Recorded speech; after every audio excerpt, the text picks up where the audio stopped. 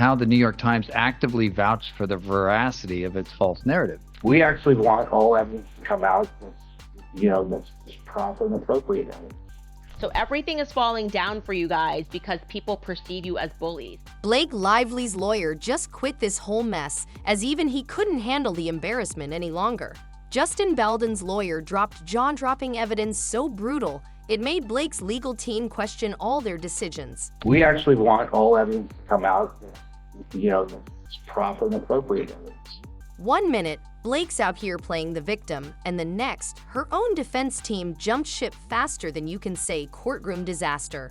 And trust me, when your own lawyer gives up on you, you know it's game over. It's gonna have to be a full-blown, I am sorry, I lied, I am a terrible person, tail in between the legs, and that's what we deserve. Imagine filing the most ridiculous lawsuit of your life, making wild accusations, calling yourself the victim, and spinning the media to paint yourself as some fragile damsel in distress. And then, boom, your own lawyer says, yeah, no thanks, I'm out. Blake's lawyer, Merle Conan, literally quit after Baldon's lawyer, Brian Friedman, dropped evidence so brutal that even the PR machine couldn't clean it up. Let's be real, nobody blames Conan for jumping ship. Blake's case was already a sinking Titanic, and Conan wasn't about to go down. I just kind of had her down to a prototype and said, I'm going to pump the brakes and see what happens. And then when Brian Friedman came back with the facts, they were just undeniable. It was undeniable. And here's the kicker. The chaos truly exploded when Baldon's team casually dropped 170 pages of straight-up receipts. Not just a few texts or some he said, she said drama. No, this was a full-on 170-page document packed with emails, messages, and undeniable facts that completely shredded every single word Blake had put out there. Then they publish 170 pages of perfectly documented texts and emails between all the parties that basically show Blake to be the aggressor. Here's the proof. Every claim she made, gone, vanished, torn apart piece by piece. And watching her team scramble after that priceless moment, absolutely unforgettable. That's the whole point of a lawsuit, is you just start with allegations, and allegations are not evidence. They're just statements of fact that help establish this is the claim that I'm bringing. Now Blake's PR team, they're on life support. You can practically hear the panic in their offices. The same team that was out here cozying up with the media, crafting perfect headlines to make her look like Hollywood's biggest victim.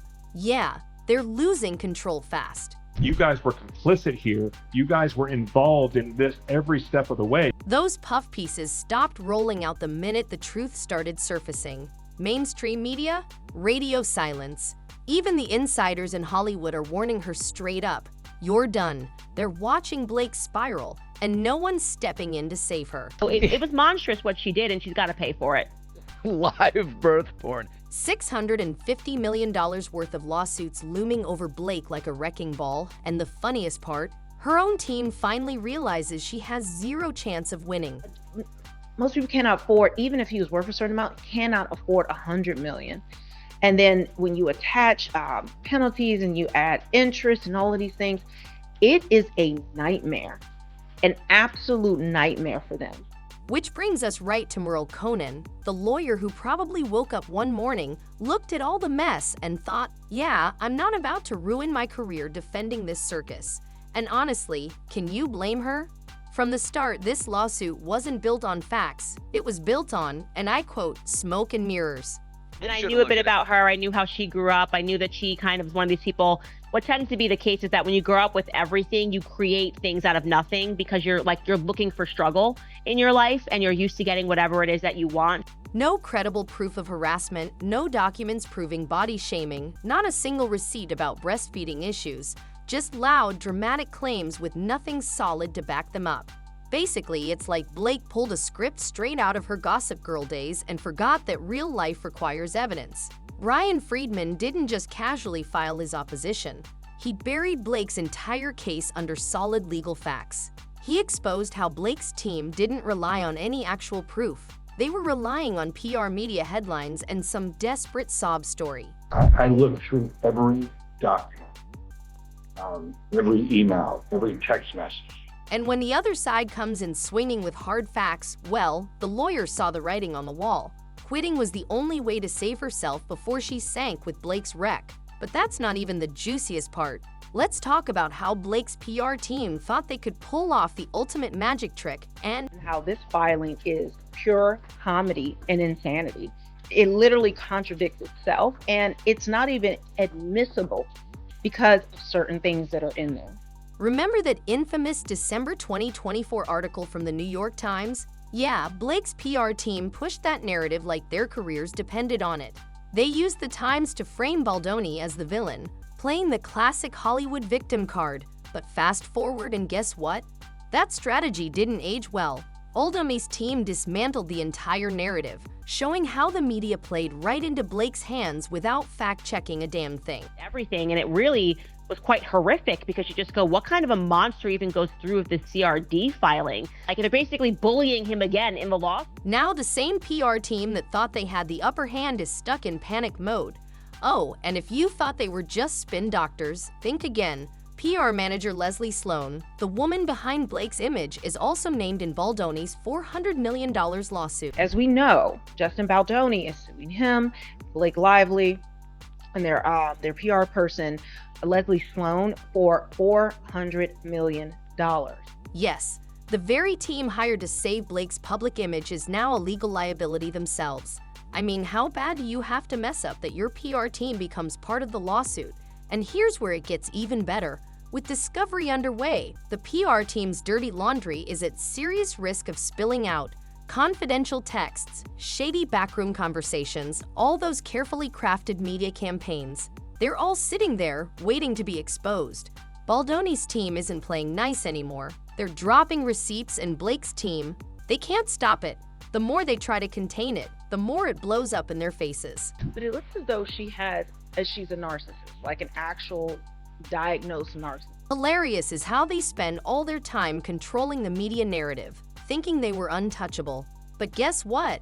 Courts don't care about PR spins. They care about cold, hard evidence.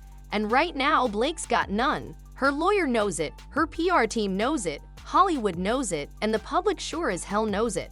All that's left is Blake standing there, watching every piece of her fake story fall apart. Do not believe Blake Lively is that, but again, you can clearly see, in my opinion, the narcissism at bare minimum that's going on with her. And can we take a second to talk about how everyone, and I mean everyone, is putting sense into Blake now?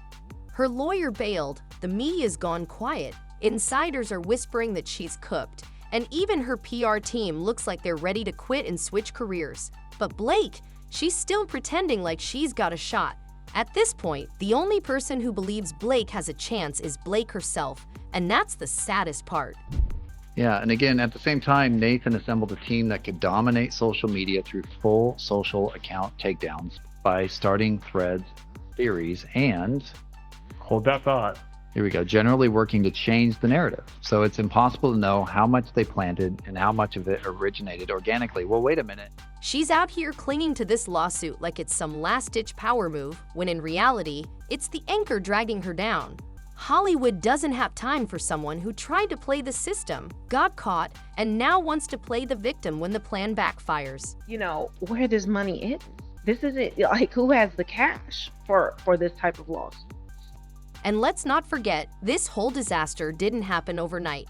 It took Blake's team months of media manipulation, desperate PR stunts, and bad legal advice to get here. But the second Brian Friedman pulled the receipts, the whole thing imploded. Every uncomfortable moment, we felt it. Well, now they could do the same thing. You know, but Right. Brian Friedman could say, here, exactly. Okay, you want to do a settlement? Here it is. We're going to write, you are 6 people who tried to take over my movie and crush a little peanut like me just because I'm a man bun wearing, soft, beautiful soul. Blake Lively thought she had the media wrapped around her perfectly manicured little finger, didn't she? For a hot second, it actually worked. That big, shiny New York Times article titled, "We Can Bury Anyone" had her floating on clouds, thinking she was untouchable. The piece basically kissed her feet, framing every one of her wild accusations against Justin Baldoni like they were gospel truth. I mean, the Times might as well have stamped it certified Blake Lively victimhood. But too bad for Blake, that fairy tale crumbled real fast. Thin-skinned outrage, essentially, over us bullying you.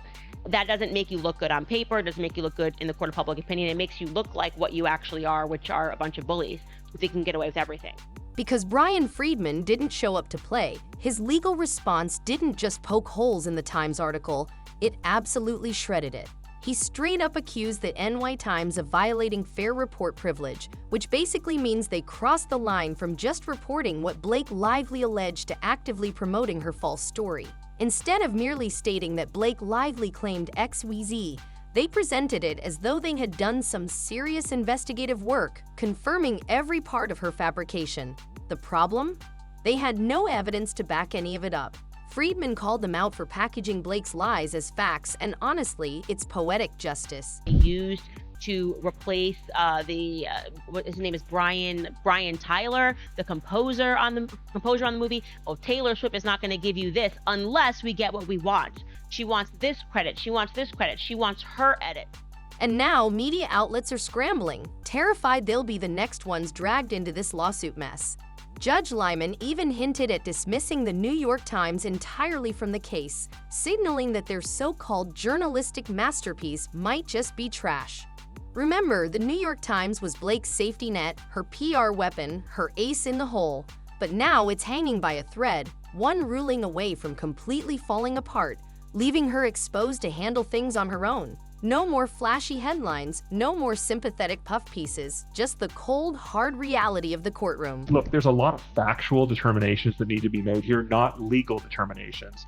And because there's factual determinations, you got to leave it to the jury. You got to give a jury the property. Yeah, exactly. And so they're just saying, look, just let the facts decide. And the trier of fact in any case is going to be the jury. Unless it's a bench trial, then it's a judge. But this is not. This is a jury trial. Even Lady C and half of Hollywood's critics are done pretending. They called out Blake and the Times for trampling over journalistic ethics.